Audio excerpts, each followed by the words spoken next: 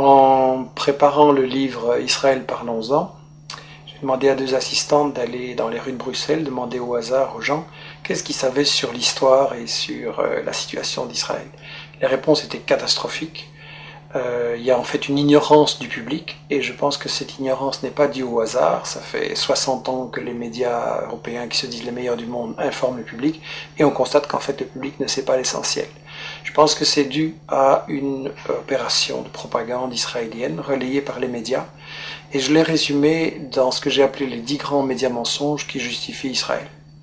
Le premier grand média mensonge, c'est qu'on nous dit Israël a été créé en réaction au génocide contre les Juifs en 40-45. Ça, c'est totalement faux. En fait, c'est un projet colonial qui est bien plus vieux, qui a été décidé au congrès de Bâle en 1897. Le mouvement nationaliste juif décide de coloniser la Palestine. À ce moment-là, on emploie le mot colonialisme, il n'est pas du tout honteux. Et ils font appel aux puissances coloniales de l'époque pour ce qu'ils se rendent compte qu'ils ont besoin d'être protégés. Il demande à l'Empire turc qui n'est pas intéressé, mais l'Empire britannique, lui, est très intéressé parce qu'il veut absolument avoir des colons qui vont être installés là au milieu du monde arabe, entre la partie ouest et la partie est. Ils veulent affaiblir l'Égypte, qui est une puissance qui les inquiète. Ils veulent contrôler le canal de Suez, qui est la route vers la colonie des Indes, qui leur apporte énormément. Ensuite, les États-Unis vont prendre le relais. Eux, ce qui les intéresse, c'est le pétrole. Ils veulent un flic du pétrole. Et donc, création coloniale d'Israël ne date pas du tout de 40-45, c'est bien plus tôt, c'est un projet colonial. Il faut rappeler qu'à l'époque, les puissances coloniales européennes se partagent l'Afrique comme un vulgaire morceau de gâteau. Il y a une conférence à Berlin en 1885 avec l'Angleterre, la France, le Portugal, la Belgique, l'Allemagne. On se partage l'Afrique comme un vulgaire gâteau. Il n'y a évidemment aucun Africain qui est invité, je veux dire. Et donc on est vraiment dans l'époque coloniale. Israël, c'est un projet colonial, il faut le dire. Alors, le deuxième grand mythe qui justifie Israël, c'est oui, mais les Juifs, en fait, ils retournent sur la terre dont ils auraient été chassés par l'Empire romain en 70 après Jésus-Christ. Ça, c'est aussi un mythe total, parce que, en fait, j'ai interviewé dans ce livre l'historien Shlomo Sand, qui a lui-même interviewé les historiens, les archéologues israéliens, et tout le monde dit non, il n'y a pas eu d'exode, et donc il n'y a pas de retour. En gros, les populations, elles sont restées là, elles n'ont pas bougé. Bien sûr, il y a eu des invasions, des migrations, des mélanges, mais en gros, elles n'ont pas bougé, les populations. C'est qu'il y a deux conséquences cocasses. La première, c'est que, au fond, les descendants des Juifs de l'époque de Jésus-Christ, c'est les Palestiniens qui vivent là aujourd'hui, maintenant. Et la deuxième conséquence, c'est que, alors, s'il n'y a jamais des gens qui sont partis, quels sont ces gens qui nous disent qu'ils reviennent? En fait, ce sont des convertis, des Européens de l'Est, de l'Ouest, des Maghrébins, qui se sont, à différents moments, pour différentes raisons, convertis à la religion juive. Et en fait, comme dit Shlomo Sand, le peuple juif, ça n'existe tout simplement pas. Il n'y a pas d'histoire commune, il n'y a pas de langue commune, il n'y a pas de culture commune, il y a juste une religion. Mais une religion, c'est pas un peuple. On ne parle pas de peuple chrétien, de peuple musulman, et donc pas de peuple juif non plus. Alors, le troisième grand mythe, c'est l'idée que, en fait, c'est pas grave s'ils se sont installés là en Palestine pour coloniser, parce que nous dit-on, c'était un désert, c'était une terre sans peuple, donc c'était vide. Ça aussi, c'est un mensonge total. En réalité, les témoins de l'époque, déjà au 19e, début 19e, disent la Palestine, c'est un océan de blé. Il y a des cultures et des exportations, notamment vers la France, de l'huile, du savon, les fameuses oranges de Jaffa. Et d'ailleurs, quand les colons britanniques et puis les colons juifs vont vouloir s'installer en Palestine à partir de 1920, les paysans palestiniens refusent de céder leurs terres, et donc il y a des révoltes, il y a des grèves générales, il y a des manifestations avec de nombreux morts, il va même y avoir une guérilla en Palestine, donc c'était tout sauf un désert, et tout ça n'a été brisé que par une répression très très féroce de l'occupant britannique et des sionistes ensuite. Alors on nous dit, oui c'est vrai, il y avait des Palestiniens, mais enfin ils sont partis d'eux-mêmes. Ça aussi c'est faux. J'ai cru ça moins longtemps, et tout le monde a cru ça, et ça a été la grande version officielle d'Israël, jusqu'à ce qu'on a appelé les nouveaux historiens israéliens, Benny Morris qui est interviewé dans les livres, Papé et d'autres disent non, les Palestiniens ont été chassés par la violence, par la terreur, par toute une opération systématique pour les expulser en fait du pays, pour vider la terre de ses habitants. Donc ça c'est encore un mythe absolu, et ça c'est pour, disons, la partie historique. l'histoire d'Israël, tout ce qu'on nous cache, qui est très très important à comprendre. Et ensuite, ce qu'on nous dit sur la période actuelle, c'est que de toute façon, Israël, c'est la seule démocratie au Moyen-Orient et que donc il faut la défendre, c'est un État de droit. Premièrement, c'est pas un État de droit, c'est le seul État au monde où la Constitution ne fixe pas les limites du territoire. Dans tous les pays du monde, il y a une Constitution qui dit le territoire il commence là, il s'arrête là, et ça c'est notre pays. Israël non, parce qu'Israël c'est justement un projet d'expansion qui n'a pas de limite, et il y a donc une Constitution en plus totalement raciste qui dit que Israël c'est l'État des Juifs. Ce qui veut dire que les autres sont des sous-citoyens, des sous-hommes, et donc c'est la négation même de la démocratie, une constitution pareille. Donc Israël n'est absolument pas une démocratie, et je voudrais dire que en fait, Israël c'est le colonialisme, c'est le vol de la terre, c'est le nettoyage d'une population, ça ne peut pas être considéré comme une démocratie.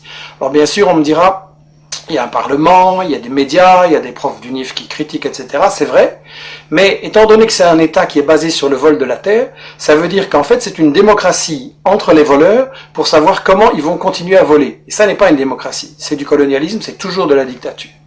Alors on nous dit que les États-Unis, eux, ceux qui cherchent à protéger, en protégeant Israël et en mettant plus de 3 milliards de dollars d'aide militaire en armement chaque année pour aider Israël à bombarder et attaquer ses voisins, on nous dit que les États-Unis, ce qu'ils veulent, c'est protéger la démocratie au Moyen-Orient. Bien.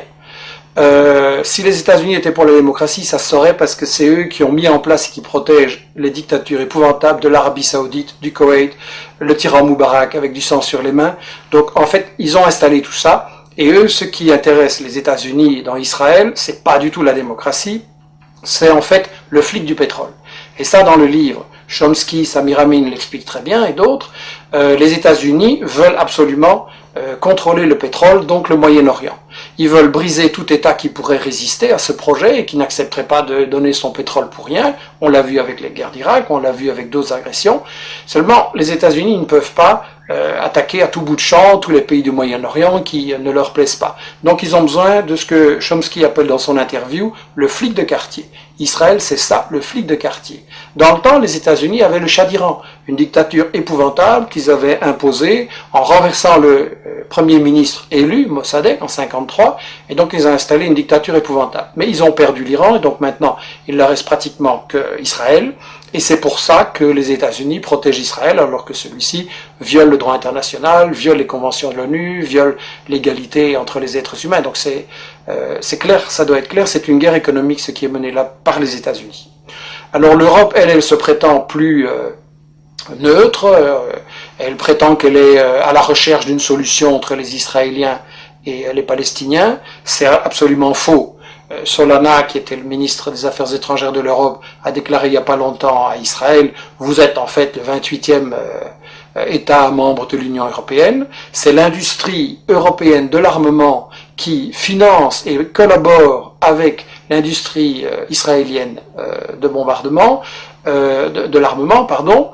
On a des gens comme Lagardère en France et Dassault qui sont tout proches de Sarkozy et qui collaborent avec l'industrie de l'armement israélienne.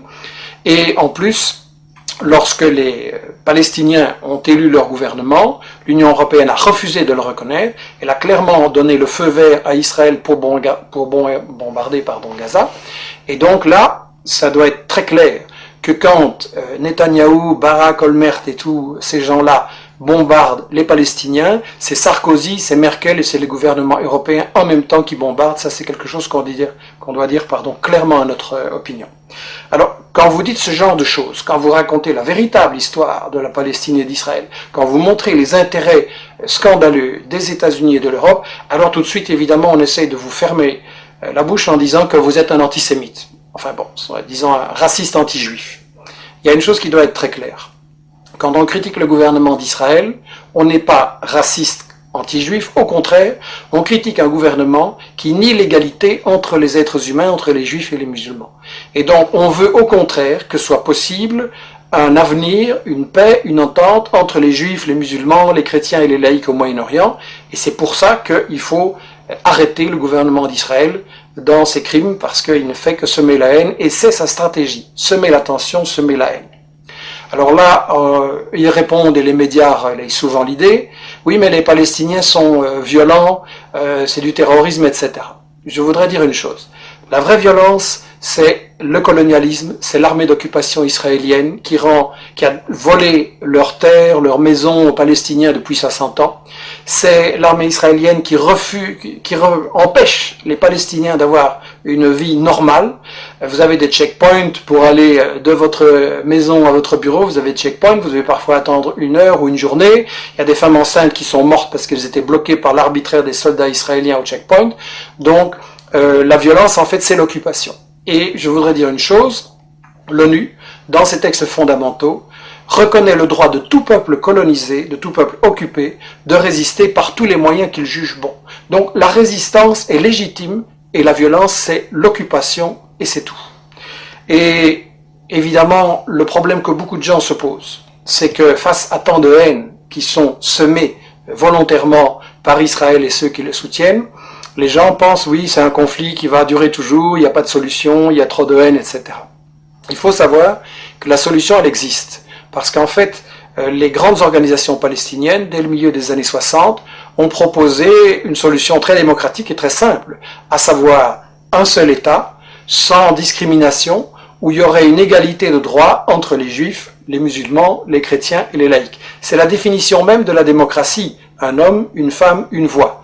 Et Israël a toujours refusé de négocier ces solutions. Qu'est-ce qu'il a fait? Il a emprisonné ou assassiné non seulement récemment les dirigeants du Hamas, mais aussi les dirigeants du Fatah ou du FPLP ou du FDPLP. Donc en fait, Israël refuse de négocier, Israël refuse une solution qui est évidente, et il faut donc se demander pourquoi. Et la seule raison, je l'ai dit, c'est que Israël sert aux États-Unis de flic du pétrole, et donc c'est une guerre économique, c'est une guerre pour le pétrole, c'est une guerre pour les multinationales, et la seule chose qui peut arrêter ça, c'est la pression de tout le monde, des citoyens en Europe, en Amérique latine, en Afrique et au Moyen-Orient et partout, la pression sur les dirigeants politiques qui sont complices d'Israël, la pression sur les médias qui, il faut le dire, ne disent pas la vérité, et ça veut dire, par Internet, avec des initiatives comme celle que nous lançons, la lettre d'information sur la Palestine, etc., que chacun fasse l'information, rétablisse la vérité,